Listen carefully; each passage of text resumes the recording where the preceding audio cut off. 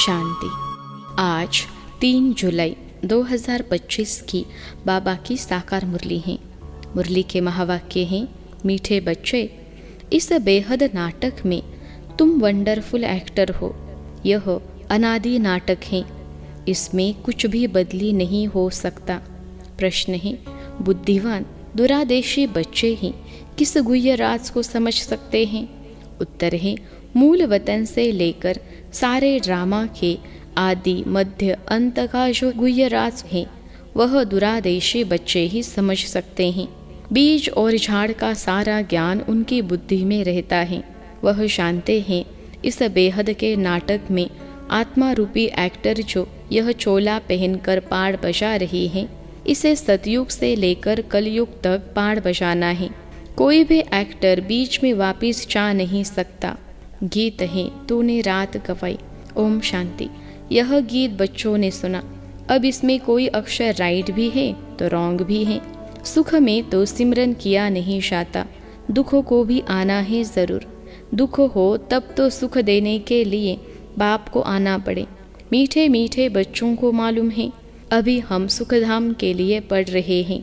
शांति धाम और सुख धाम, पहले मुक्ति फिर होती है जीवन मुक्ति। शांति धाम घर है, वहाँ कोई पार्ट नहीं बजाया जाता। एक्टर्स घर में चले जाते हैं, वहाँ कोई पार्ट नहीं बजाते। पार्ट स्टेज पर बजाया जाता है। यह भी स्टेज है। जैसे हद का नाटक होता है वैसे यह बेहद का नाटक है। इनके आदि मध्य अंत का राज सिवाय बाप के कोई और समझा न सके। वास्तव में यह यात्रा अथवा युद्ध अक्षर सिर्फ समझाने में काम में लाते हैं। बाकी इसमें युद्ध आदि कुछ है नहीं। यात्रा भी अक्षर है, बाकी है तो याद। याद करते करते पावन बन जाएंगे। यह यात्रा पूरी भी यहाँ ही होगी, कहाँ जाना नहीं है। बच्चों को समझाया जाता है पावन बनकर अपने घर जाना है। अपवित्र तो जा न सके, अपने को आत्मा समझना है। मुझे आत्मा में सारे चक्र का पार्ट है। अभी वह पार्ट पूरा हुआ है। बाप राय देते हैं, बहुत सहज, मुझे याद करो, बाकी बैठे तो यहाँ ही हो, कहाँ जाते नहीं हो। बाप आकर कहते हैं मुझे याद करो तो तुम पावन बन जाएंगे। युद्ध कोई है नहीं, अपने को तमो प्रधान से सतो प्रधान बनाना है। माया पर जीत पानी है। बच्चे जानते हैं 84 का चक्र पूरा होना है। भारत सतो प्रधान था, उसमें जरूर मनुष्य ही होंगे। जमीन थोड़े ही बदलेगी। अभी तुम जानते हो हम सतो प्रधान थे, फिर तमो प्रधान बने, अब फिर सतो प्रधान बनना है। मनुष्य पुकारते भी हैं कि आकर हमको पतित से पावन बनाओ, परंतु वह कौन है, कैसे आते हैं, कुछ नहीं जानते। अभी बाबा ने तुम्हें समझदार बनाया है। कितना ऊंच मर्तबा तुम पाते हो। वहाँ के गरीब भी बहुत ऊंच हैं यहाँ के साहूकारों से। भल कितने भी बड़े बड़े राजाई थे, धन बहुत था, परंतु है तो विकारी न। इनसे वहाँ की साधारण प्रजा भी बहुत ऊंच बनती है। बाबा फर्क बतलाते हैं। रावण का परछाया आने से पतित बन जाते हैं। निर्विकारी देवताओं के आगे अपने को पतित कहे माथा जाकर टेकते हैं। बाप यहाँ आते हैं तो फट से ऊंच चढ़ा देते हैं। सेकंड की बात है, अभी बाप ने तीसरा नेत्र दिया है ज्ञान का। तुम बच्चे दुरादेशी बन जाते हो। ऊपर मूल वतन से लेकर सारे ड्रामा का चक्र तुम्हारी बुद्धि में याद है। जैसे हद का ड्रामा देखकर फिर आए सुनाते हैं ना, क्या क्या देखा, बुद्धि में भरा हुआ है। जो वर्णन करते हैं आत्मा में भरकर आते हैं, फिर आकर डिलीवरी करते हैं। यह फिर है बेहद की बातें। तुम बच्चों की बुद्धि में इस बेहद ड्रामा के आदि मध्य अंत का राज रहना चाहिए, जो रिपीट होता रहता है। उस हद के नाटक में तो एक एक्टर निकल जाता है तो फिर बदले में दूसरा आ सकता है। कोई बीमार हुआ तो उनके बदले फिर दूसरा ऐड कर देंगे। यह तो चैतन्य ड्रामा है, इसमें जरा भी अदली बदली नहीं हो सकती। तुम बच्चे जानते हो हम आत्मा हैं। यह शरीर रूपी चोला है जो पहनकर हम बहुरूपी पाठ बजाते हैं। नाम रूप देश फीचर्स बदलते जाते हैं। एक्टर्स को अपनी एक्ट का तो मालूम होता है ना। बाप बच्चों को यह चक्र का राज तो समझाते रहते हैं। सतयुग से लेकर कलयुग तक आते हैं, फिर जाते हैं, फिर नए सिर आकर पाड़ बजाते हैं। इनकी डिटेल समझाने में टाइम लगता है। बीज में भल नॉलेज है, फिर भी समझाने में टाइम तो लगता है ना। तुम्हारी बुद्धि में सारा बीज और झाड़ का राज है। सो भी जो अच्छे बुद्धिवान हैं वही समझते हैं कि इसका बीज ऊपर में है। इनकी उत्पत्ति, पालना और संहार कैसे होता है, इसलिए त्रिमूर्ति भी दिखाया है। यह समझाने जो बाप देते हैं और कोई भी मनुष्य दे न सके। जब यहाँ आए तब पता पड़े, इसलिए तुम सबको कहते हो यहाँ आकर समझो। कोई कोई बहुत कट्टर होते हैं तो कहते हैं हमको कुछ सुनना नहीं है। कोई तो फिर सुनते भी है, कोई लिटरेचर लेते हैं, कोई नहीं लेते हैं। तुम्हारी बुद्धि अभी कितनी विशाल दुरादेशी हो गई है। तीनों लोगों को तुम जानते हो। मूल वतन जिसको निराकारी दुनिया कहा जाता है, बाकी सूक्ष्म वतन का कुछ भी है नहीं। कनेक्शन सारा है मूल वतन और स्थूल वतन से। बाकी सूक्ष्म वतन तो थोड़ा टाइम के लिए है। बाकी आत्माएं सब ऊपर से यहाँ आती है पाड़ बजाने। यह झाड़ सब धर्मों का नंबरवार है। यह है मनुष्यों का झाड़ और बिल्कुल एक्यूरेट है। कुछ भी आगे पीछे हो न सके। न आत्माएं और कोई जगह बैठ सकती हैं। आत्माएं ब्रह्म महतत्व में खड़ी हैं, जैसे स्टार्स आकाश में खड़े हैं। यह स्टार्स तो दूर से छोटे छोटे देखने में आते हैं, है तो बड़े, लेकिन आत्मा तो न छोटी बड़ी होती है न विनाश को पाती है। तुम गोल्डन एज में जाते हो, फिर आयरन एज में आते हो। बच्चे जानते हैं हम गोल्डन एज में थे, अब आयरन एज में आ गए हैं। कोई वैल्यू नहीं रही है। भल माया की चमक कितनी भी है, परंतु यह है रावण की गोल्डन एज, वह है ईश्वरीय गोल्डन एज। मनुष्य कहते रहते हैं 6-7 वर्षों में इतना अनाज होगा, जो बात मत पूछो। देखो उन्हों का प्लान क्या है और तुम बच्चों का प्लान क्या है। बाप कहते हैं मेरा प्लान है पुरानी को नया बनाना, तुम्हारा एक ही प्लान है। जानते हो बाप के श्रीमत से हम अपना वर्षा ले रहे हैं। बाबा रास्ता बताते हैं, श्रीमत देते हैं, याद में रहने की मत देते हैं। मत अक्षर तो है ना, संस्कृत अक्षर तो बाप नहीं बोलते हैं।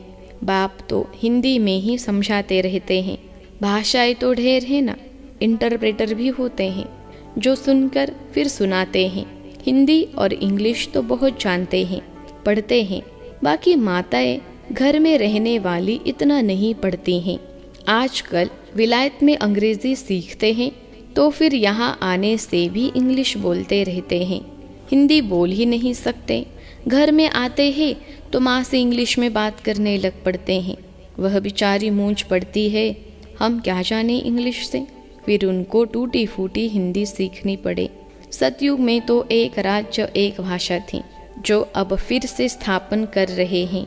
हर 5000 वर्ष बाद यह सृष्टि का चक्र कैसे फिरता है, सो बुद्धि में रहना चाहिए। अब एक बाप की ही याद में रहना है। यहाँ तुमको फुर्सत अच्छी रहती है। सवेरे में स्नान आदि कर बाहर घूमने फिरने में बड़ा मज़ा आता है। अंदर में यही याद रहे हम सब एक्टर्स हैं। यह भी अभी स्मृति आई है। बाबा ने हमको 84 के चक्र का राज बताया है। हम सतो प्रधान थे, यह बड़ी खुशी की बात है। मनुष्य घूमते फिरते हैं, उनकी कुछ भी कमाई नहीं। तुम तो बहुत कमाई करते हो। बुद्धि में चक्र भी याद रहे, फिर बाप को भी याद करते रहो। कमाई करने की युक्तियाँ बाबा बहुत अच्छी अच्छी बताते हैं। जो बच्चे ज्ञान का विचार सागर मंथन नहीं करते हैं, उनकी बुद्धि में माया खिटखिट करती हैं, उन्हें ही माया तंग करती हैं। अंदर में यह विचार करो, हमने यह चक्र कैसे लगाया है। सतयुग में इतने जन्म लिए, फिर नीचे उतरते आए, अब फिर सतो प्रधान बनना है। बाबा ने कहा है मुझे याद करो तो सतो प्रधान बन जाएंगे। चलते फिरते बुद्धि में याद रहें तो माया की खिटखिट समाप्त हो जाएगी। तुम्हारा बहुत बहुत फायदा होगा। भले स्त्री पुरुष साथ जाते हो, हर एक को अपने सिर मेहनत करनी है अपना ऊंच पद पाने। अकेले में जाने से तो बहुत ही मज़ा है, अपनी ही धुन में रहेंगे। दूसरा साथ में होगा तो भी बुद्धि इधर उधर जाएगी। है बहुत सहज। बगीचे आदि तो सब जगह है। इंजीनियर होगा तो उनका यही चिंतन चलता रहेगा कि यहाँ पुल बनानी है, यह करना है। बुद्धि में प्लान आ जाता है। तुम भी घर में बैठो फिर भी बुद्धि उस तरफ लगी रहे। यह आदत रखो तो तुम्हारे अंदर यही चिंतन चलता रहे। पढ़ना भी है, धंधा आदि भी करना है। बूढ़े जवान बच्चों आदि सबको पावन बनना है। आत्मा को हक है बाप से वर्षा लेने का। बच्चों को भी छोटेपन में ही यह बीज पड़ जाए तो बहुत अच्छा। आध्यात्मिक विद्या और कोई सिखा न सके। तुम्हारी यह जो आध्यात्मिक विद्या है यह तुमको बाप ही आकर पढ़ाते हैं। उन स्कूलों में मिलती है जिस्मानी विद्या और वह है शास्त्रों की विद्या। यह फिर है रूहानी विद्या जो तुमको भगवान सिखलाते हैं। इनका किसको भी पता नहीं। इनको कहा ही जाता है स्पिरिचुअल नॉलेज, जो रूह आकर पढ़ाते हैं। उनका और कोई नाम नहीं रखा जा सकता। यह तो स्वयं बाप आकर पढ़ाते हैं। भगवान वाच है ना, भगवान एक ही बार इस समय आकर समझाते हैं। इसको रूहानी नॉलेज कहा जाता है। वह शास्त्रों की विद्या अलग है। तुमको पता है कि नॉलेज एक है जिस्मानी कॉलेज आदि की, दूसरी है आध्यात्मिक शास्त्रों की विद्या, तीसरी है यह रूहानी नॉलेज। वह भल कितने भी बड़े बड़े डॉक्टर ऑफ फिलॉसफी हैं, परंतु उन्होंने पास भी शास्त्रों की बातें हैं। तुम्हारी यह नॉलेज बिल्कुल अलग है। यह स्पिरिचुअल नॉलेज जो स्पिरिचुअल फादर अभी आत्माओं का बाप है वही पढ़ाते हैं। उनकी महिमा है शांति सुख का सागर। कृष्ण की महिमा बिल्कुल अलग है। गुण अवगुण मनुष्य में होते हैं जो बोलते रहते हैं। बाप की महिमा को भी यथार्थ रीति तुम जानते हो। वह तो सिर्फ तोते मुहाफिक गाते हैं, अर्थ कुछ नहीं जानते। तो बच्चों को बाप राय देते हैं अपनी उन्नति कैसे करो। पुरुषार्थ करते रहेंगे तो फिर पक्का होता जाएगा। फिर ऑफिस में काम करने समय भी यह स्मृति आएगी, ईश्वर की स्मृति रहेगी। माया की स्मृति तो आधा कल्प चली है। अभी बाप यथार्थ रीति बैठ समझाते हैं। अपने को देखो, हम क्या थे अब क्या बन गए हैं। फिर हमको बाबा ऐसा देवता बनाते हैं। यह भी तुम बच्चे ही नंबरवार पुरुषार्थ अनुसार जानते हो। पहले पहले भारत ही था। भारत में ही बाप भी आते हैं पहाड़ बचाने। तुम भी आदि सनातन देवी देवता धर्म के हो ना। तुमको पवित्र बनना है, नहीं तो पिछाड़ी में आएंगे। फिर क्या सुख पाएंगे। भक्ति जास्ती नहीं की होगी तो आएंगे नहीं। समझ जाएंगे यह इतना उठाने वाला नहीं है। समझ तो सकते हैं ना। बहुत मेहनत करते हैं फिर भी कोई विरले निकलते हैं, लेकिन थकना नहीं है। मेहनत तो करनी है। मेहनत बिगर कुछ मिलता थोड़े ही है। प्रजा तो बनती रहती है। बाबा बच्चों को उन्नति के लिए युक्ति बताते हैं। बच्चे अपनी उन्नति करनी है तो सवेरे सवेरे स्नान आदि कर एकांत में जाकर चक्र लगाओ व बैठ जाओ। तंदुरुस्ती के लिए पैदल करना भी अच्छा है। बाबा भी याद पड़ेगा और ड्रामा का राज भी बुद्धि में रहेगा। कितनी कमाई है, यह है सच्ची कमाई। वह कमाई पूरी हुई फिर इस कमाई का चिंतन करो। डिफिकल्ट कुछ भी नहीं। बाबा का देखा हुआ है। सारी जीवन कहानी लिखते हैं। आज इतने बजे उठा फिर यह किया। समझते हैं पिछाड़ी वाले पढ़कर सीखेंगे। बड़े बड़े मनुष्यों की बायोग्राफी पढ़ते हैं ना। बच्चों के लिए लिखते हैं। फिर बच्चे भी घर में ऐसे अच्छे स्वभाव के होते हैं। अभी तुम बच्चों को पुरुषार्थ कर सतो प्रधान बनना है। सतो प्रधान दुनिया का फिर से राज्य लेना है। तुम जानते हो कल्प कल्प हम राज्य लेते हैं और फिर गवाते हैं। तुम्हारी बुद्धि में यह सब है। यह है नई दुनिया, नए धर्म के लिए नई नॉलेज। इसलिए मीठे मीठे बच्चों को फिर भी समझाते हैं। जल्दी जल्दी पुरुषार्थ करो। शरीर पर भरोसा थोड़े ही है। आजकल मौत बहुत इजी हो गया है। वहाँ अमरलोक में ऐसी मृत्यु कब होती नहीं। यहाँ तो बैठे बैठे कैसे मर जाते हैं। इसलिए अपना पुरुषार्थ करते रहो, जमा करते रहो। अच्छा, मीठे मीठे सिखलते बच्चों प्रति माता पिता बाप दादा का याद प्यार और गुड मॉर्निंग। रूहानी बाप की रूहानी बच्चों को नमस्ते। हम रूहानी बच्चों की सिखलते रूहानी माता पिता बाप दादा को याद प्यार, गुड मॉर्निंग और नमस्ते बाबा नमस्ते। धारणा के लिए मुख्य सार।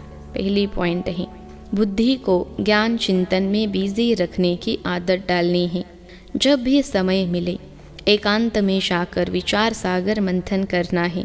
बाप को याद कर सच्ची कमाई जमा करनी है। दूसरी पॉइंट है, दुरादेशी बनकर इस बेहद के नाटक को यथार्थ रीति समझना है। सभी पार्टधारियों के पार्ट को साक्षी होकर देखना है। आज का वरदान है, मधुरता के वरदान द्वारा सदा आगे बढ़ने वाली श्रेष्ठ आत्मा भव। मधुरता के वरदान द्वारा सदा आगे बढ़ने वाली श्रेष्ठ आत्मा भव। विश्लेषण है, मधुरता ऐसी विशेष धारणा है जो कड़वी धारणा को भी मधुर बना देती है। किसी को भी 2 घड़ी मीठी दृष्टि दे दो, मीठे बोल बोल दो तो किसी भी आत्मा को सदा के लिए भरपूर कर देंगे। 2 घड़ी की मीठी दृष्टि व बोल उस आत्मा की सृष्टि बदल देंगे। आपके 2 मधुर बोल भी सदा के लिए उन्हें बदलने के निमित्त बन जाएंगे। इसलिए मधुरता का वरदान सदा साथ रखना, सदा मीठा रहना और सर्व को मीठा बनाना। आज का स्लोगन है, हर परिस्थिति में राजी रहो तो राजयुक्त बन जाएंगे। हर परिस्थिति में राजी रहो तो राजयुक्त बन जाएंगे। अव्यक्त इशारे, संकल्पों की शक्ति जमा कर श्रेष्ठ सेवा के निमित्त बनो। जब और सब संकल्प शांत हो जाते हैं, बस एक बाप और आप इस मिलन की अनुभूति का संकल्प रहता है, तब संकल्प शक्ति जमा होती है और योग पावरफुल हो जाता है। इसके लिए समाने व समेटने की शक्ति धारण करो। संकल्पों पर फुल ब्रेक लगे, ढीली नहीं। अगर 1 सेकंड के बजाय ज़्यादा समय लग जाता है तो समाने की शक्ति कमज़ोर है। अच्छा, ओम शांति।